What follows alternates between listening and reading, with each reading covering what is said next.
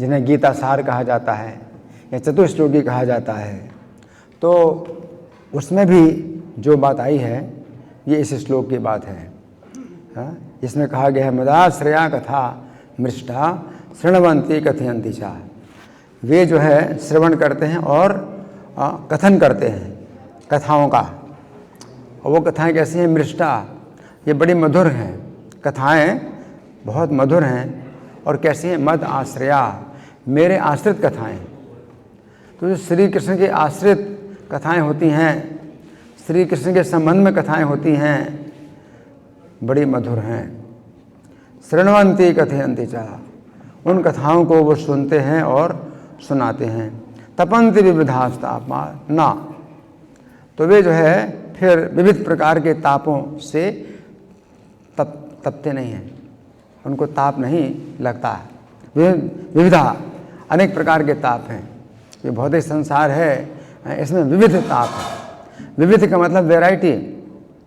तो प्रकार, कई प्रकार की वैरायटी है कष्टों की, तापों की कई प्रकार की वैरायटी है। संसार दावन लीढ़ का, संसार रूपी जंगल में आग लगी है, जंगल की आग। तो आग है तो जहाँ भी देखो वहीं आग है। अगर वैरायटी है तो कई प्रकार की तापों की वैरायटी है, कई प्रकार के ताप मिलते हैं। लेकिन सब क्या है? ताप ही ताप है हर जगह, दुख ही दुख है। जैसे कई बाज़ार में लिखा है साड़ियाँ ही साड़ियाँ, कहीं पर लिखा है कुर्सियाँ ही कुर्सियाँ, कहीं पर इसी प्रकार से भौतिक संसार में दुख ही दुख है। वैरायटी, जैसे कपड़ों की वैरायटी होती है, कई प्रकार के कपड़े होते हैं। आप वस्त्रालय, वस्त्र की दुकान में जाएं तो कई प्रकार की वैरायटी के कपड़े मिलेंगे।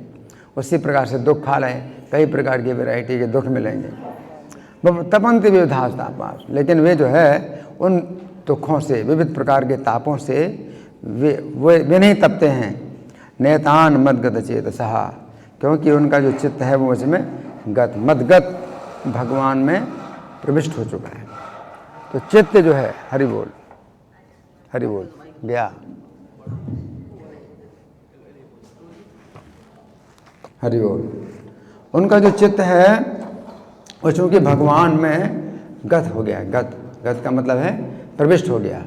तो चित्त भगवान में प्रविष्ट हो गया।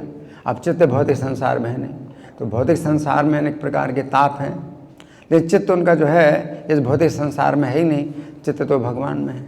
और भगवान का शरीर क्या है? सच्चिदानंद विग्रह, सच्चिदानंद विग्रह भगवान का शरीर है। तो उनका जो चित्त है वो तो भगवान में प्रविष्ट हो चुका है। तो भगवान में प्रविष्ट हो चुका है तो उनको तो जो है उसमें दुख तो उनको परम सुख प्राप्त होता है। और परम सुख प्राप्त होता है तो संसार के जो ताप हैं वो उनको व्याप्त नहीं होते, वो उनको अनुभव नहीं कर पाते। तो शरीर उनका संसार में है, लेकिन चित्त उनका जो है भगवान में लगा हुआ है। शृण्वन्ति कथयन्ति च, तो इसी प्रकार का श्लोक जो है भगवद गीता में भगवान कहते हैं मच्चित्ता मदगत प्राणा। यहाँ पर मदगत चेतसः कहा गया है कि उनका चित्त जो है कृष्ण में लगा हुआ है। और उसमें है गीता का 10वां अध्याय और श्लोक संख्या 9, मच्चित्ता मदगत प्राणा बोधयन्तः परस्परम। यहाँ शृण्वन्ति कथयन्ति च, तो उसमें कहा गया बोधयन्तः परस्परम, तो परस्पर, तो भक्ति जो होती है भक्तों के जो संग में होती है।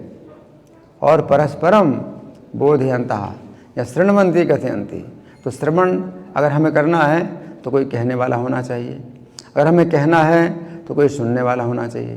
तो इस प्रकार से भक्तों का जो है एक जो है सोसाइटी होती है, जो प्रभुपाद ने बनाई society, international society for Krishna consciousness, ये संघ, कृष्ण भावनामृत संघ। तो संघ में जो है क्या होती है? भक्ति होती है। जो दूसरे योग होते हैं जैसे सतयुग है, उसमें संगति नहीं होती, उसमें ध्यान करना है, बिल्कुल अकेले एकांत में ध्यान करना है। तो ध्यान जो होता है बिल्कुल अकेले एकांत में, और वो भी अकेला, 2 व्यक्ति भी नहीं। लेकिन जो भक्ति है कलयुग में बिल्कुल उल्टा है, सतयुग से बिल्कुल उल्टा है। ध्यान बिल्कुल एकांत में, वो भी अकेले।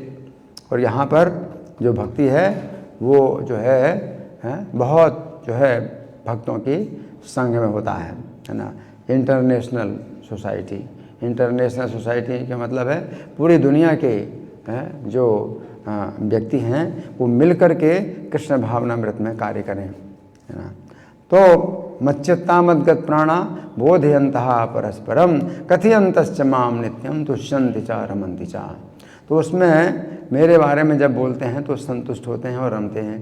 तो प्रभुपाद ने इस प्रवचन में ये बात बताई कि जब आपको इसमें आनंद आने लगे तो समझिए कि आप कृष्ण भावनामृत में आप जो है उन्नति कर रहे हैं। जिसे कहते हैं रुचि, आदौ श्रद्धा, श्रद्धा, फिर साधु संग, फिर भजन क्रिया, फिर अनर्थ निवृत्ति, फिर निष्ठा, फिर रुचि। तो रुचि के धरातल पर आते हैं तो आपको फिर अरुचि नहीं होती है, आपको नया नया स्वाद मिलता है। तो स्वादु स्वादु पदे पदे, तो पद पद में स्वाद मिलता है और नया नया स्वाद मिलता है। तो आपको फिर ये नहीं लगेगा कि रोज़ रोज़ भागवतम क्लास हो रहा है, ये सब बेकार है, रोज़ रोज़ क्या, रोज़ रोज़ क्यों बैठते हैं।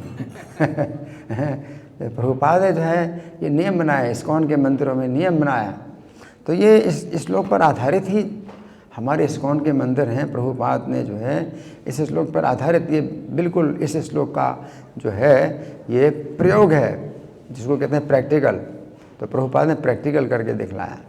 और प्रभुपाद कहते हैं कि मेरे साथ में ये जो युवा लड़के हैं और लड़कियां हैं, तो ये लोग जो है कितनी आसानी से इन सब नियमों का पालन कर पाते हैं, जिसमें कि बड़े बड़े जो सम्मानित लोग हैं उनके लिए असंभव है कि अवैध यौन नहीं और जुआ नहीं, नशा नहीं, मांसाहार नहीं। तो ये सब चीज़ें जो है कितनी आसान हो गई। तो आसान क्यों हो जाती हैं? क्योंकि वे जब इसमें रुचि प्राप्त कर लेते हैं, इसे कहते हैं हायर टेस्ट, उच्च आनंद है। तो ऊंचा आनंद जब प्राप्त कर लेते हैं तो लोअर टेस्ट जो होता है वो अपने आप चला जाता है। जैसे गीता में भगवान कहते हैं, वो कैसा श्लोक है कि जो ऊंचा स्वाद मिलता है ना, विषयाभिन निवर्तन्ते निराहारस्य देहिनः रसवर्जम रसोप्यस्य परम दृष्ट्वा निवर्तते। तो कृष्ण कथा का जो आनंद है, तो जब मिलने लगे तो जो है जो विषय का जो आनंद है वो अपने आप निवर्तते, वो चला जाता है। तो तपन्ति विविधास्तापास नैतान मद्गत चेतसा।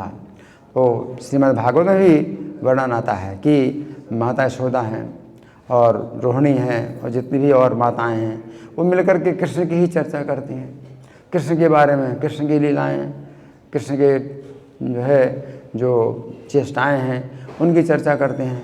और उनको जो है फिर संसार के जो दुख हैं वो व्याप्त नहीं होते, है ना। तो ये जो श्लोक है ये जो है सबसे बड़ा सिद्धांत है, कृष्ण भावनामृत का सबसे बड़ा सिद्धांत है। अन्यथा प्रभुपाद बताते हैं कि विविधा तापा, त्रिविधा तापा भी बोलते हैं, त्रिविध ताप हैं, लेकिन त्रिविध में भी विविध ताप हैं। 3 प्रकार के ताप हैं, लेकिन उनकी भी बहुत वैरायटी है। तो असंख्य वैरायटी है तापों की, दुखों की, है ना। तो गीता में जो भगवान कहते हैं वो गीता सार जो माना जाता है, 4 श्लोक जो है गीता सार माने जाते हैं। तो वही जो है यहाँ कपिल भगवान इस बारे में बताते हैं। तो कथाएं जो है जब मद आश्रया होती हैं, यानी कृष्ण के आश्रित होती हैं कथाएं, तो वो जो है बहुत मधुर होती हैं। और जो कथाएं होती हैं माया के आश्रित, तो 2 प्रकार की कथाएं हैं। मदाश्रया, ये तो कृष्ण के आश्रित कथाएं होती हैं, दूसरी कथाएं माया के आश्रित। तो प्रभुपाद कहते हैं सब लोग कर रहे हैं श्रवण कीर्तन, सब लोग कर रहे हैं, लेकिन उन कथाओं का श्रवण कीर्तन कर रहे हैं जो माया के आश्रित, माया कथा, कृष्ण कथा या माया कथा। तो आपको तो करना ही पड़ेगा, कथा आप करेंगे ही, या तो माया कथा को श्रवण कीर्तन करेंगे या कृष्ण कथा का श्रवण कीर्तन करेंगे। प्रभुपाद फिर निंदा करते हैं, जो समाचार पत्रों की निंदा करते हैं, तो वो सब जो है क्या है, माया कथा है ना। उसमें बस कई प्रकार की दुर्घटनाएं और कहीं जो है किसी ने बलात्कार किया, किसी ने किसी की हत्या की, यही सब जो है मतलब होते हैं। और इसमें जो है फिर लोगों का दिमाग अशांत होता है और अपराध भी बढ़ते हैं। और प्रभुपाद कहते हैं कि अगर हम भगवद गीता, श्रीमद् भागवत और भी जो दूसरे शास्त्र हैं, पुराण हैं, उनमें भी कृष्ण कथाएं जो भरी पड़ी हैं, तो उनको अगर हम श्रवण कीर्तन करते हैं तो हमारा जो है ये बिल्कुल प्रैक्टिकल एक्सपीरियंस, प्रभुपाद कहते हैं बिल्कुल प्रैक्टिकल एक्सपीरियंस। प्रभुपाद ने जो है इसका मतलब पूरा एक उसे क्या कहेंगे कि मतलब उदाहरण दे दिया कि उनके साथ में जो भक्त हैं, जो बिल्कुल युवा हैं और जो पैदा भी हुए हैं व्यभिचार, मांसाहार, नशा पैदा भी हुए हैं, उन्होंने कितनी आसानी से छोड़ दिया, क्योंकि उनको ये सुख प्राप्त होता है। और गीता के 6वें अध्याय में भगवान कहते हैं सुखम आत्यंतिकम यत्तन बुद्धि ग्राह्यम अतीन्द्रियम। वो आत्यंतिक सुख होता है और वो अतीन्द्रियम, इंद्रियों से अतीत होता है। तद बुद्धि ग्राह्यम, वो शुद्ध बुद्धि के द्वारा प्राप्त होता है। अतीन्द्रियम वेत्ति यत्र न चैवयम स्थितश्चलति तत्त्वतः। तो वो उस सुख को जब अनुभव करता है तो वो फिर जो है उस स्थिति से विचलित नहीं होता है।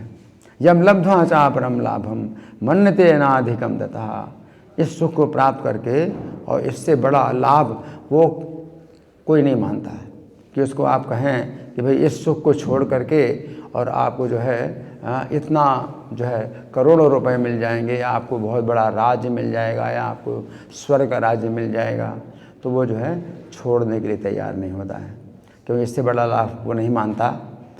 यम लब्ध्वा चा परम लाभम मन्यते नाधिकम तथा यस्मिन् स्थितो न दुःखेन गुरुणापि विचाल्यते। इसमें स्थित हो जाए तो फिर बड़े भारी दुख से भी विचलित नहीं होता है। तो ये जो भागवतम का श्लोक है, कपिल भगवान का श्लोक है, ये जो है हमारे कंठ का हार बनना चाहिए, अपने कंठ का हार बना लेना चाहिए। और प्रभुपाद ने जो है ये नियम बनाया श्रवण कीर्तन का।